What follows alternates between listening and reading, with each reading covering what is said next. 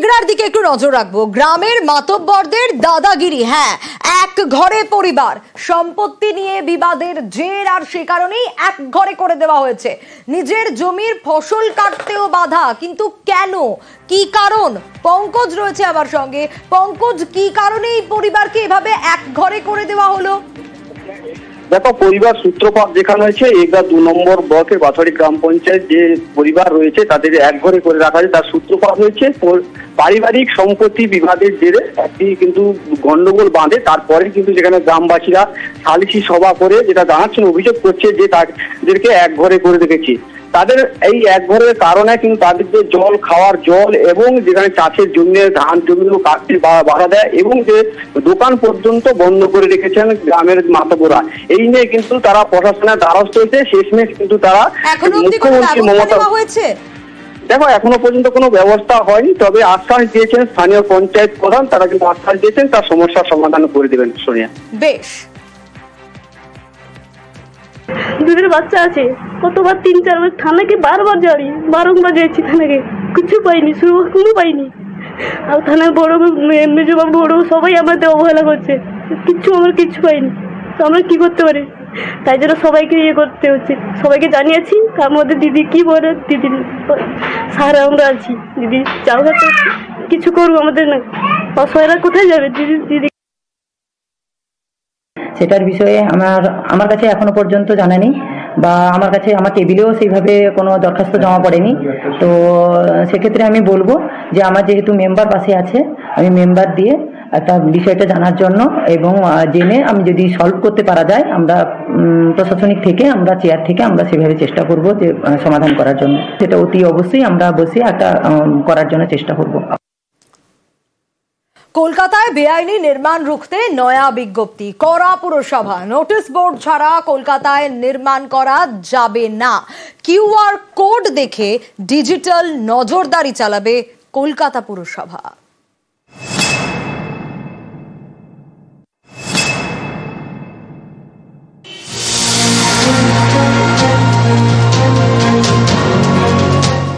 বেআইনি নির্মাণ রুখতে পুরসভার কড়াকড়ি।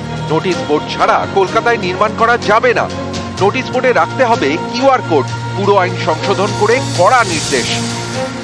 প্রত্যেকটা বাড়ি যেগুলো আন্ডার কনস্ট্রাকশন, সেই বাড়ির ওপরে ফ্রেম করে এলবিএস এর নাম, কত তলা, কত স্কোয়ার ফিট স্যাংশন, এটা ডিসপ্লে মাস্ট। যদি ডিসপ্লে না থাকে তাহলে আমরা ধরে নেব ওটা ইলিগাল কনস্ট্রাকশন, আমরা স্টপ ফর নোটিস। 5ই এপ্রিল বিজ্ঞপ্তি জারি করে কলকাতা পুরসভা। তাতে লেখা, কলকাতায় নির্মাণ স্থলে টিনের নোটিশ বোর্ড বসাতে হবে। নোটিশ বোর্ডের সাইজ হতে হবে 6 ফুট বাই 4 ফুট।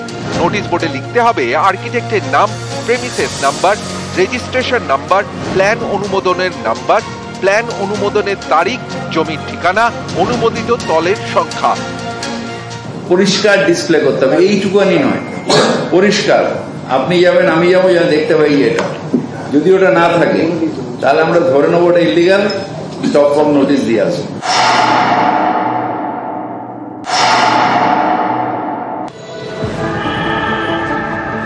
কলকাতা পুরসভা নির্মাণের অনুমোদন পত্রের সঙ্গে দেবে কিউআর কোড। এই কিউআর কোডটিও নোটিশ বোর্ডে রাখা বাধ্যতামূলক। এই কোড স্ক্যান করে নির্মাণ সংক্রান্ত 14টি তথ্য পাওয়া যাবে। একটা স্ক্যানেই বিল্ডিংটি বৈধ নাকি অবৈধ তা প্রমাণ হয়ে যাবে। প্রমোটাররা যে বাড়ি করছেন সেখানে অনেক ক্ষেত্রেই আমরা শুনে থাকি অনেক বেআইনি বাড়ি হচ্ছে, কিন্তু সেইগুলোকে রোখার জন্য যে ব্যবস্থা পুরসভা নিচ্ছেন কাগজে কলমে, দ্যাট ইজ গুড। আমি যদি বেআইনি নির্মাণ না করি তাহলে বোর্ড ফোর্ড অবশ্যই সবকিছু ইনস্ট্রাকশন ফলো করব। এই যে বেআইনি নির্মাণ সংক্রান্ত যে বিষয়গুলো, যে কোথায় বেআইনি হচ্ছে, এটা পুলিশ দেখবেন। পুলিশকে অ্যাক্টিভ একটু বেশি করে হতে হবে।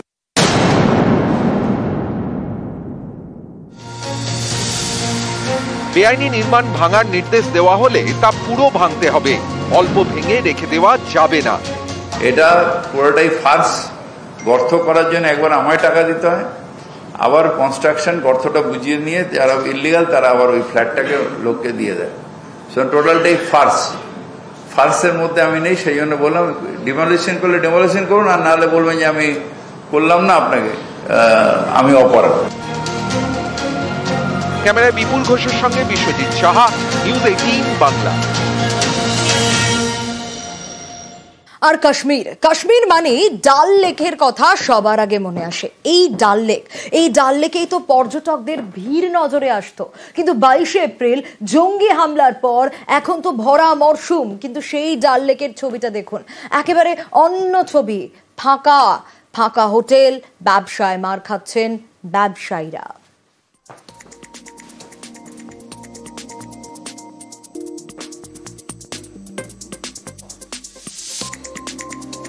যে ছবি আপনারা দেখতে পাচ্ছেন, জঙ্গি হামলা, 22শে এপ্রিল জঙ্গি হামলায় 26 জনের প্রাণ চলে যায়। আর কাশ্মীরের এই ভরা মরশুমে কাশ্মীরের ছবিটাই একেবারে পাল্টে গেছে, যেখানে শুধুই পর্যটকদের ভিড়, কারণ পর্যটনের উপর ভিত্তি করে অনেক মানুষ বেঁচে রয়েছেন, অনেকের রুজি রুটি নির্ভর করে এই পর্যটনের উপরেই।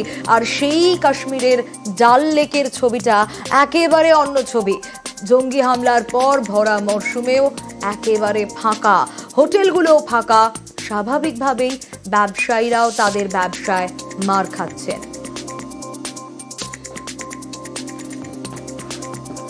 এখানে আমরা 10-15 বছর ধরে এই দাদার সঙ্গে, কার্তিকবাবুর সঙ্গে আমরা সবাই একসঙ্গে কাজ করি। এপ্রিল মাসে প্রচুর ভিড় থাকে, সারাদিন খাওয়া দাওয়া মোটামুটি আমরা কাজের মধ্যে থাকি। বসার জায়গা দিতে পারেন? হ্যাঁ, বসার জায়গা দিতে পারি। অনেক লাইন পড়ে যায়, চিন্তা তো হচ্ছে সবার, টুরিস্ট পার্টিদের চিন্তা হচ্ছে, আমাদের চিন্তা হচ্ছে, বাড়ির লোকও চিন্তায় আছে, সবার বাড়িতে। বাড়ির সবাই তো চিন্তা করছে বলে কি হবে না হবে। আমাদের তো ভয় লাগছে যে এখানে যদি কোনো কিছু হয়ে যায় তারপরে তখন আমরা কোথায় কি করব না করব, সেই তো একটা চিন্তা। তারপরে দ্বিতীয়ত আমাদের এইসব ব্যবসা কাজ থাকবে কিনা, হোটেল যদি বন্ধ হয়ে যায় তখন আমরা কোথায় যাব, কি করব, এরকম নানা রকম চিন্তাধারায় পড়েছি। 22 তারিখে এসেছি বেড়াতে। কাদেরকে নিয়ে এসেছে? আমার ছেলে, বৌমা, নাতি। আচ্ছা, তো 22 তারিখে এসেছেন, সেদিনই তো পেহেলগামের ঘটনাটা ঘটেছে। হ্যাঁ, আমরা এসে শুনলাম যে 22 তারিখে পেহেলগাঁও এরকম ঘটনা হয়েছে। তারপর আমরা মোটামুটি সেদিনকে কোথাও যাইনি, তার পরের দিন একটু ঘুরতে গেছিলাম আর কি। না, এখানে কিছু ভয় নেই, এখন সব জায়গায় সিকিউরিটি জোর করেছে, আর্মি পার্সন, সিআরপিএফ সব জায়গায় দিয়েছে। যেমন আমরা গুলমার্গে গেছিলাম, সোনমার্গের ওদিকে গেছিলাম, সেখানেও দেখেছি পর্যাপ্ত পরিমাণে সিআরপিএফ দিয়েছে। আমাদের এটা সেকেন্ড টাইম। আমরা 2018-তে এসেছিলাম, তখন আর্টিকেল 30A লেগেছিল, দুদিন স্ট্রাইকে পড়েছিলাম, তারপর আমরা থেকে গেছি। কিন্তু আমাদের গভর্নমেন্টের উপরে পুরো বিশ্বাস আছে, তো এখানে যথেষ্ট দেখলাম সিকিউরিটি প্রচুর আছে, ভয়ের কিছু নেই। ঠিক আছে, আমরা এমনি গুলমার্গ, গন্ডোলা ঘুরেছি, ভয়ের কিছু নেই, কারণ নেই। আমরা পেহেলগাঁওটা না গেলেই হলো আর কি।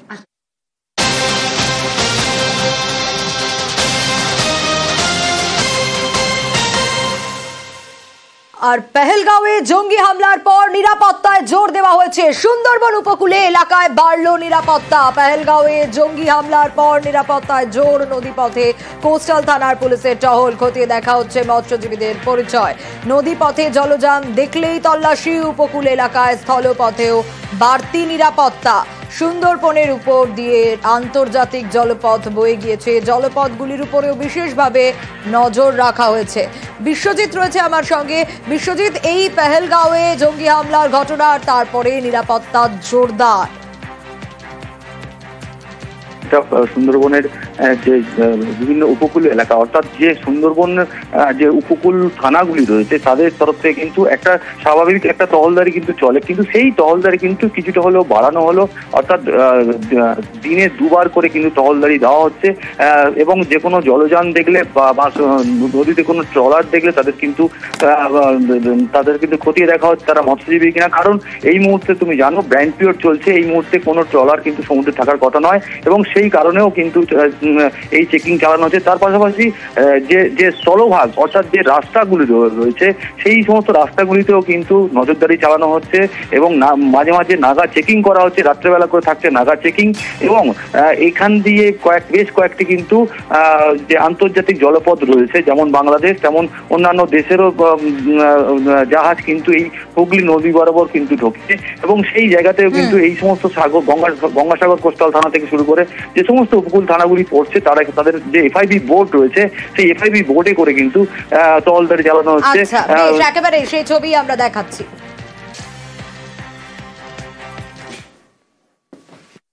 আমরা নর্মাল ভাবে আমরা করলাম, কোনো কিছু ঘটনা ঘটেছে বলে কোনো কিছু নেই। নর্মালি আমরা যেভাবে নাকা চেকিং করি আমাদের ফার্স্ট ইন্টারসেপশন বোট আছে, ফার্স্ট ইন্টারসেপশন বোটে পেট্রোলিং, তারপরে পুলিশ লঞ্চের পেট্রোলিং এগুলো চলছে। মানে সমস্ত উপকূল থানাগুলোর? হ্যাঁ, সমস্ত। মানে এটা স্থলভাগে হচ্ছে, জলভাগেও হচ্ছে? জলভাগে হচ্ছে, স্থলভাগে হচ্ছে।